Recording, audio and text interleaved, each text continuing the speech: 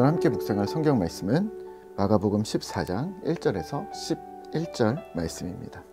마가복음 14장 1절에서 11절 말씀입니다. 오늘은 6절, 7절, 8절 말씀을 읽겠습니다. 예수께서 이르시되 가만두어라. 너희가 어찌하여 그를 괴롭게 하느냐. 그가 내게 좋은 일을 하였느니라.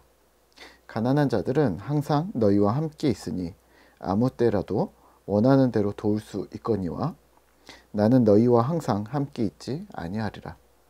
그는 힘을 다하여 내 몸에 향유를 부어 내 장례를 미리 준비하였느니라. 아멘. 오늘 함께 생각할 주제는 유의미입니다. 본문 마가복음 14장 초반부의 사건은 우리에게 매우 친근한 본문입니다만 사실 그 의미에 대해서 깊이 생각해 보지 않았던 부분이 아닐까 합니다. 향유를 부은 여인에 대한 이야기인데요.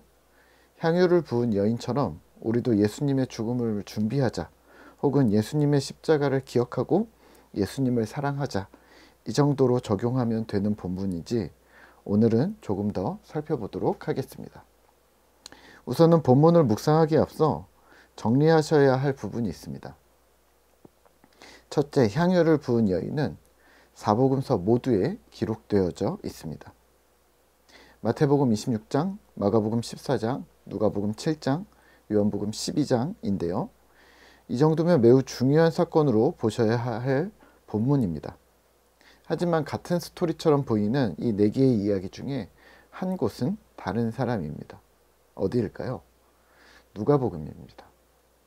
누가복음 7장에 등장하는 마리아는 막달라 마리아입니다.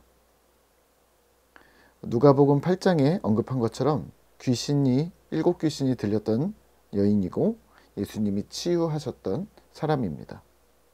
죄 많은 여인이라고 하니까 당시 율법 문화 속에서 말하는 창녀나 부정한 여인이었을 듯 합니다. 반면 오늘 본문에 등장하는 마태, 마가, 또 요한복음에 나오는 마리아는 나사로의 누이 마르다의 동생인 마리아입니다. 여기에 나온 마리아 하면 기억나는 사건들이 있으시죠? 죽은 나사로가 살아난 현장이 있었고, 또 마르다와 마리아를 비교하면서 마르다는 일을 했고 마리아는 예수님의 발치에서 말씀을 들었다. 그리고 오늘 향유를 부은 사건이 있습니다. 3절입니다. 예수께서 베다니 나병 환자 시몬의 집에서 식사하실 때에 한 여자가 매우 값진 향유, 곧 순전한 나드 한 옥합을 가지고 와서 그 옥합을 깨트려 예수의 머리에 부으니. 아멘. 마태복음과 마가복음에서는 예수님의 머리에 향유를 부었고요. 요한복음에서는 발에 향유를 붓고 머리카락으로 닦았다고 표현합니다. 복음서들마다 약간의 표현 차이가 있지만 중심 내용은 같습니다. 예수님의 장례를 준비한 특별한 여인으로 예수님은 기억을 하셨고, 복음이 증거되는 곳에 이 여인의 이 기념비적인 행동들도 함께 전파될 것이라고 약속하셨습니다. 그리고 실제 그렇게 되었죠. 6절에서 9절입니다. 예수께서 이르시되 가만두라. 너희가 어찌하여 그를 괴롭게 하느냐. 그가 내게 좋은 일을 하였느니라. 가난한 자들은 항상 너희와 함께 있으니 아무 때라도 원하는 대로 도울 수 있거니와 나는 너희와 항상 함께 있지 아니하리라. 그는 힘을 다하여 내 몸에 향유를 부어 내 장례를 미리 준비하였느니라. 내가 진실로 너희에게 이르노니 온 천하에 어디에서든지 복음이 전파되는 곳에는 이 여자가 행한 일도 말하여 그를 기억하리라 하시니라. 아멘. 본문의 사건에 대해 해석하시는 예수님의 의견을 고려한다면 향유를 부은 사건은 예수님의 장례를 예비했다는 것을 알 수가 있습니다. 당시에는 이 향유가 매우 고가였고 또 아무나 쓸 수 없어 상당한 부자들과 같은 특권 계층들만 시신의 향유를 부어 수의를 입혔습니다. 이런 특별 대우를 왕이신 예수님께 해드렸던 것이죠. 특히 십자가에 처형된 죄인의 경우에는 장사를 지내지도 않았고요. 당시의 쓰레기장이었던 흰놈의 골짜기에 그대로 버려졌습니다. 여기서 예수님은 앞으로 자신에게 있을 자신의 죽음이 그런 십자가형의 결과를 맞을 것이라는 걸 알고 계셨을 겁니다. 그리고 자신을 사랑함으로 정성스레 준비했던 향유를 보시면서 자신의 비참한 죽음과 일상적인 장례 절차에 대해 떠올리셨을 겁니다. 그래서 나는 미리 여기서 장례 절차를 밟는구나 라고 말하셨는지도 모릅니다. 그러면 오늘 예수님께 부어진 향유를 오늘 우리는 어떻게 이해하면 좋을까요?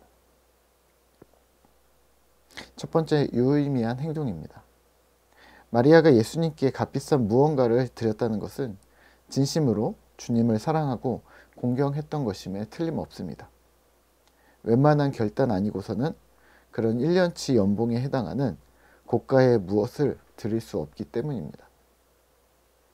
다른 사람들은 마리아를 비난하고 제정신이냐고 닥달했는지 모르지만 마리아와 예수님 사이에서 이 사건은 의미가 있었습니다. 진심이 담겨 있었던 것이죠. 가끔 드라마를 보면 연애를 하는 청춘 남녀들이 자신의 마음을 보여줄 방법이 없어서 내가 널 사랑해 하고 한강에 뛰어든다거나, 너무 옛날 드라마인가요? 네. 몇 달간 아르바이트를 해서 아주 큰 선물을 준다거나 하면서 자신의 마음을 표현하는 것을 보셨을 듯 합니다.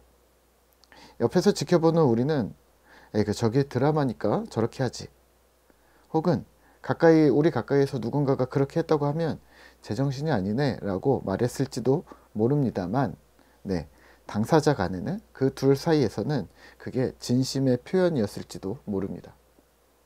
진심이 맞닿는 것은 참으로 어려운 일이고 쉬운 일도 아닌 듯 합니다. 오늘 마리아의 과도해 보이는 표현은 예수님께 진심이 닿았습니다. 그런 의미에서 이 행동은 유의미한 행동이 되었습니다.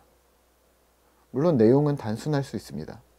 주님을 공경하고 사랑한다는 표현이었을 겁니다. 그렇다면 오늘 우리는 무엇을 기억하고 행동해야 할까요?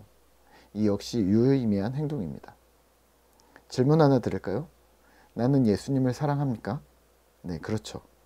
그러면 나는 무엇을 행동합니까?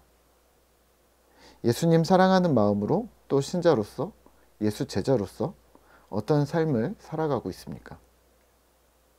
예수님을 참으로 사랑하고 공경하는 진심이 맞닿도록 나는 무엇을 결단하셨습니까? 예배입니까? 기도입니까? 성경 읽기입니까? 이걸 좀 더 유의미한 단어로 표현할 수는 없을까요? 마치 내 옆에 사랑하는 사람이 있는데 어떻게 만나셨어요? 라고 물으면 뭐 그냥 연애하고 결혼하고 육아하고 회사 다녀요 라고 말하면 너무 밋밋해 보이지 않을까요? 실제는 배우자도 너무 좋고 우리 애들도 너무 예쁘고 결혼하길 너무 잘했다고 생각하면서 표현을 그거밖에 못한다면 그건 너무 아쉬운 일일 겁니다. 대신 이렇게 표현할 수 있죠. 아이들과 자전거를 타고 버거킹에 가서 남자들끼리 오늘도 햄버거를 먹고 왔어요. 아내랑 오랜만에 카페에 가서 맛있는 디저트를 먹으며 한참을 수다를 떨다 왔어요 라고 말하면, 아, 관계가 좋구나, 가족이 따스하구나, 이렇게 이해할 수 있겠죠.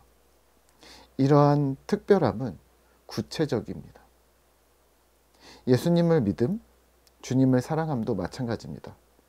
교회 다녀요, 기도했어요, 뭐 성경 읽죠, 이런 단어보다 좀 더 구체적이고 실제적이면 좋겠습니다. 어제 교회를 갔는데 집사님들 특송에 눈물이 났어요. 설교 말씀 중에 이웃을 돌아보자는 말씀이 마음에 와닿아서 옆집 친구와 커피 약속을 했어요. 고린도전서를 읽다가 신자의 겸손이라는 단어가 나와서 요즘에 겸손에 대해서 고민하고 있어요. 네, 이렇게 말한다면 아주 잘하신 일이고 특별한 결단과 모범적인 신앙을 하고 있는 것입니다. 우리가 항상 마리아처럼 특단의 결단은 할 수 없을 수 있습니다.